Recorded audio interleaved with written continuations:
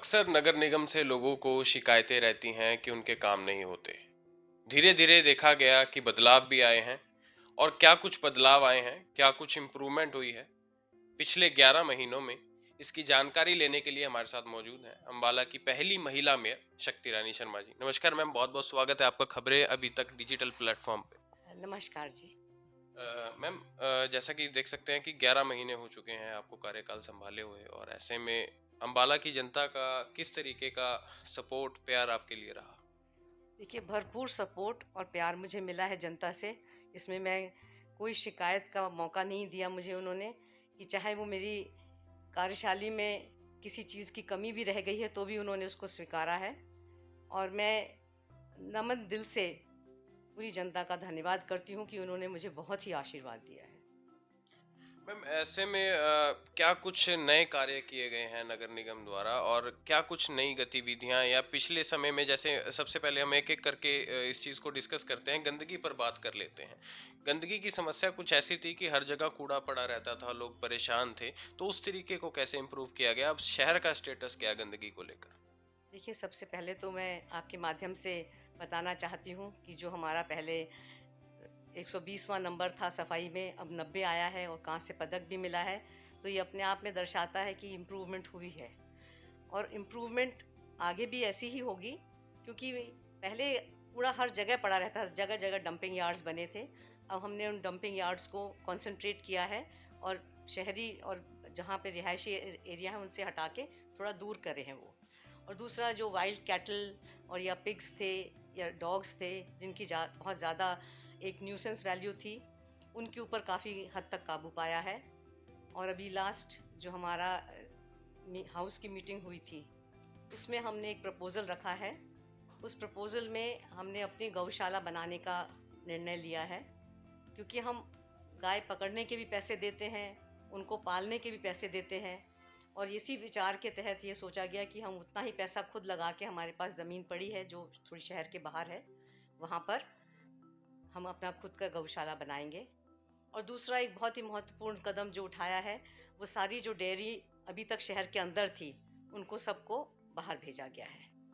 कई लोग अलॉटेड थे प्लॉट्स, और वो लोग फिर भी शहर में रह रहे थे, और उसकी वजह से बहुत गंदगी मच रही थी। तो एक बहुत कड़ा निर्णय लिया गया था, और सब डेयरीज को बाहर शिफ्ट किया गया है। कहा जाता है कि कमिश्नर साहब और आप दोनों लगातार इंस्पेक्शन कर रहे थे फील्ड के अंदर। किस तरीके का सहयोग कमिश्नर साहब का इस मुहिम में रहा? देखिए, वो बहुत ही अच्छी तरह से सहयोग दे रहे हैं, और बहुत ईमानदारी से भी काम कर रहे हैं, और बहुत पेन्स लेते हैं हर चीज़ के लिए। और हमने दौरे किए हैं, उनके साथ भी किए हैं और उनके बिना भी मैंने हर एरिया में दौरे किए हैं। मैं टाइम टू टाइम कभी किसी एरिया में चली जाती हूँ, कभी कहीं चली जाती हूँ, अनअवेयर, अनइन्फॉर्म्ड।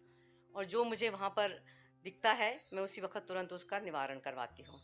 और एक हमारा ग्रुप भी है, जिसमें काउंसिल के लोग भी हैं, और कमिश्नर साहब भी हैं, मैं भी हूँ, और हमारे नगर निगम के अधिकारी भी हैं। और उस ग्रुप में हम लोग टाइम टू टाइम, सारे काउंसलर्स भी हम लोग पोस्ट करते हैं जो भी चीज़ दिक्कतें होती हैं, जहाँ कहीं गंदगी होती है, या कहीं इमीडिएट रिपेयर चाहिए है, या कहीं पानी भरा है, कहीं कोई दिक्कत है। जब डालते हैं उसमें, तो तुरंत कमिश्नर साहब के आदेशों के अनुसार उस पर तुरंत एक्शन लिया जाता है। ऐसे में देखा जा रहा था कि नगर निगम पे पिछले साल की अगर हम बात करें, करप्शन के चार्जेस, करप्शन के आरोप इतने लग रहे थे कि लोग परेशान थे एनडीसी को लेकर। अब क्या स्थिति है एनडीसी की? देखिए, एनडीसी में बहुत सुधार है, और ख़ास करके अभी हमारे जो नए डीएमसी आए हैं, उनके पास चार्ज है। और वो मुझे टाइम टू टाइम बतलाते हैं कि मैम, मेरे टेबल पे मैं कोई फ़ाइल रहने नहीं देता हूँ, कोशिश करता हूँ कि सब फाइलें तुरंत निकल जाएं। तो लोगों की पहले जिस तादाद में मेरे पास कंप्लेंट्स आती थी, वो बहुत कम हुई हैं। नहीं तो रोज़ की मेरे पास 10-15 कंप्लेंट्स आया करती थी, अब उतनी नहीं आती हैं। अब एक जो सबसे अहम मुद्दा जो जिससे लोग कहीं ना कहीं परेशान थे या परेशान है भी हैं, जानवरों की समस्या को लेकर। शहर में आवारा कुत्ते हैं, गायें हैं, एक्सीडेंट का कारण भी बनते हैं, काटने का भी प्रयास रहता है उनका। तो इसको लेकर किस तरीके की सख्ताई है? देखिए, पहले हमारा ये वेटनरी हॉस्पिटल था, वो बंद पड़ा हुआ था, उसको दोबारा खोला गया है। और जो डॉग्स हैं, उनकी नसबंदी हो रही है, और बाकायदा टाइम टू टाइम हो रही है। और जानवरों को का भी आपने भी देखा होगा, पिछले 15 दिनों में काफ़ी जानवर कम हुए हैं। जहाँ कहीं से कंप्लेन आती है तो वो तुरंत वहाँ से उनको रिमूव कराया जाता है। और पिग्स को अगर आप देख के सोचें तो वो काफ़ी हद तक बाहर चले गए हैं, और जो किन्हीं पाले भी हुए हैं तो उनके ऊपर स्ट्रिक्ट नॉर्म्स लगा दिए गए हैं कि अम्बाला सिटी के अंदर पिग्स पालने बैन कर दिए गए हैं। तो इससे मेरे ख्याल से बहुत ज़्यादा फ़र्क पड़ेगा। इसी के अलावा देखें मैम, एक महिला हैं, आप माँ भी हैं, एक बहू भी हैं, तो किस तरीके से ये मैनेज हो पाता है? किस तरीके से देखते हैं आप इसको? किस तरीके का एक पर्सनल आपका एक्सपीरियंस रहा है इसके अंदर? जहाँ मेरी ज़रूरत ज़्यादा होती है मैं उस वक़्त वहाँ मौजूद होती हूँ। तो ऐसे में आने वाले समय में अम्बाला की जनता के लिए क्या तोहफ़ा आप ला रही हैं? क्या संदेश है? देखिए, मैं सबसे ज़्यादा मेरा एक वादा था अम्बाला के साथ कि मैं अम्बाला को साफ़-सुथरा और सुंदर बनाऊँगी, और मेरी पूरी तवज्जो इसी तरफ है, और मैं पूरे दिलो-दिमाग के साथ इसी में लगी हुई हूँ कि किस तरह से हम अपने शहर को सुंदर बना सकें और साफ़-सुथरा बना सकें।